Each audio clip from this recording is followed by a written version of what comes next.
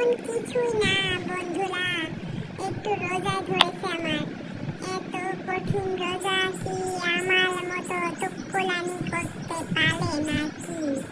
দেখো তো, আমার এত গরম লাগছে, এত খিদা লাগছে, পেটটা একদম পড়ে আছে। এই যে দেখো আমার অবস্থা, দেখো দেখো পেটের মধ্যে কিছু আছে। এই কঠিন রোজা দেখো দিনে বাইরে কি পরিমাণ রোদ, ওরে বাবা বাবা বাবা, ঝলমলে রোদ। আর সেই সময় আমার খেতে ইচ্ছা করে না ভাত, একটুখানি অল্প একটু চিকেন খেয়ে রোজা রেখেছি। এই পরিস্থিতি আমার এখন বন্ধুরা, তোমরা দেখো দেখো বন্ধুরা, দেখো আমি কিরম হয়ে আছি। এই যে আমার শরীরে একটু বল নেই, শক্তি নেই, পানি নেই, কিচ্ছু নেই। এই কঠিন রোজা আমি তাও কষ্ট করে করছি আল্লাহর সন্তুষ্টির জন্য, মহান